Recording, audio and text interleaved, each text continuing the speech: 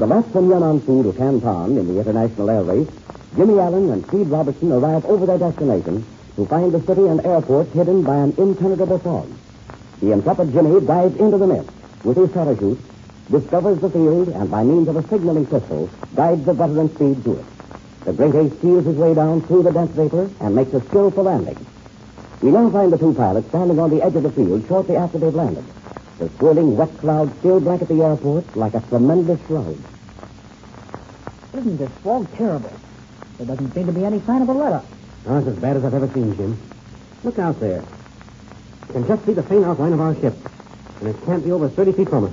Well, when they get fogs in this part of China, they certainly don't fool around about it. Oh, gee, Speed, just think. We're the only ship in. Yes, sir, my boy. And every second the clock ticks off increases our lead. Oh, boy, this is great. It's just wonderful. Oh, we're bound to jump into the lead because we've already been on the ground over 8 minutes. Yeah, a little over 8. And that's just the margin the Russians had on us. From now on, kid, we're piling up a lead. A lead which may decide this race. Gosh, that's swell. You sure had those port pilots built right. The first time we run into bad weather, they get lost. I'm beginning to get a little worried, though, Jim. If those fellows tried to fly through this fog or under it, they may have, well, might have gotten into serious trouble. You think they may have cracked up? Well, it's entirely possible. A man will have to be a mighty lucky man. I've had a lot of experience in thick weather flying to go through this stuff. Hey, wait a minute. Look there. The fog's beginning to lift. By George, it is. You can see our ship plainly now. Yes, it's lifting all right. Must be a 100-foot ceiling. If it clears all over this area, they'll be all right. In the meantime, we've gained a big lead. I'll break at last. After all the tough luck we've had. You know, I sometimes wonder if... Wait a minute. Wait. There's a ship. Is it? Yeah, I sure do. It's a ship, all right. Let's listen. Frank, golly, that sounds like your octopus. You have a good ear for engines, kid. It does sound like this job at that. Those European engines have a peculiar sort of throb. I'm sure it's the rock ship. He's been attracted by the rockets they're shooting up through the fog. Fair enough. He's done the smart thing. He's undoubtedly been cruising around in this vicinity, knowing that down here somewhere is the city. Sure. And then he spotted these rockets, so he made right for them. Well, if this fog will lift a little more, he should be able to get down. Uh-oh. I don't hear it anymore. He's cut his engine. He's coming in to land, that's what it is. Yeah, I guess you're right. Yeah, I think he can make it, too. The fog's clearing rapidly. Looks to me as if there was at least 200-foot ceiling now. Well, that's enough to get down safely. Now, if he can only hit the field... Well, I think he'll be all right. As I recall, there are no high obstructions around the field. They're certainly plenty big. And he still has his engine. In case he comes down through and misses it, he can pull up again and take another shot. Durock's a pretty cagey pilot. I have more confidence in him and Smith Fellows than I do in that Russian. I agree with you, Speed. Russian's a good pilot, but careless. We found that out. A good pilot is never careless, Jim. What you meant to say was that he's a natural-born pilot, but too careless and reckless for airline work. Yeah, that's what I really meant. And there's another thing Look, Speed. There comes a ship down through the fog. Why, Harry, that's it, all right. And it's Durock. He's leveling off and coming in fast. So be careful now, steady. He's all right. There, he's down. Good landing. Nice work, Durock. Well, that's one ship accounted for. Oh, boy, I'm sure glad to see him. Now, if this fog will only clear and the other two come in, we'll be all set. With the Golden Dragon in the lead. Boy, oh, boy, what a feeling. Say, do you realize, Speed, that this is the first time we've been in the lead since we left Peking? Yeah, that's right. That seems ages ago. It sure does. Well, here comes Jerome. Let's see what he has to report. Say, he must have been plenty worried. I don't see that grin on his face. I'll bet he was worried. He had a chance to get a big lead on it. And say, I'll bet he was surprised to see our ship standing on the line. Yeah, when he saw that, he probably lost his grin. He sure isn't wasting any time getting out of that ship. He cut his switches without even letting the engines cool off. Hi there, Jerome. Boy, we're sure glad you got down okay. Well, what do you think of this weather, Jerome? Oh, such fog. Bonjour, monsieur. I never see such fog before. I tried the English Channel many times and never see such fog. Good, monsieur. How come you come down through, huh? I'm amazed to see American plane already here. We just had a bit more luck than you, Jerome. We've been on the ground now for about 15 minutes. Oh, you came through, as we say in France, with the headlong speed, huh? Well, we didn't waste much time getting down. But how did you find the field? Did those rockets help you? Oui, the rocket saved my life. I came over fast.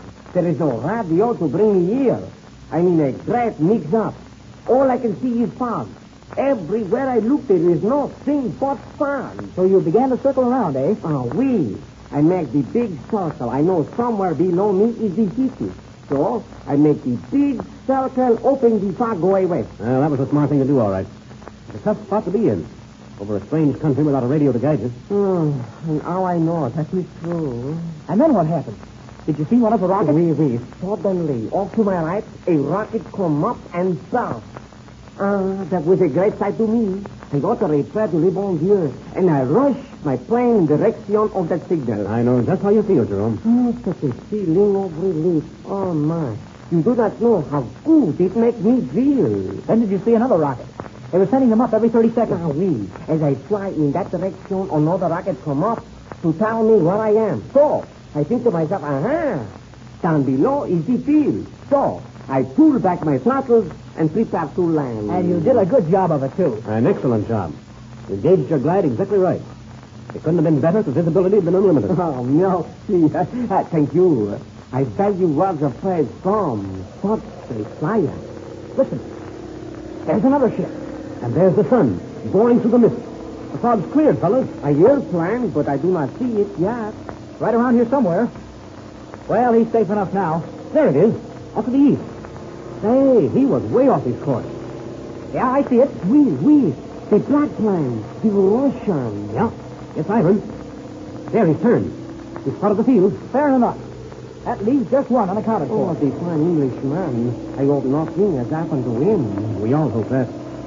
Well, Ivan sees the finish line. He's coming down on a dive to cross it. And, boy, look at that ship come.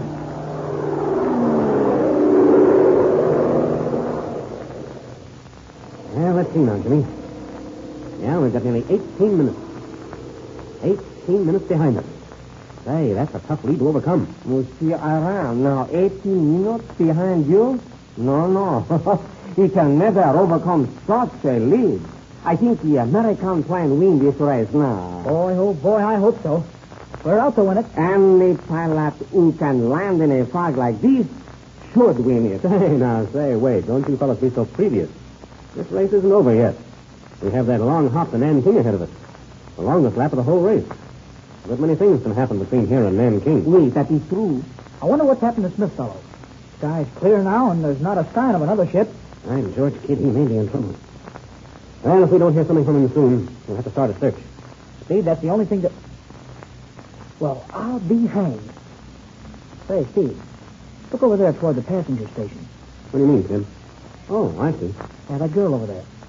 Doesn't she look familiar? That girl standing there with a man in uniform. Hey. By George, we know her, Jim.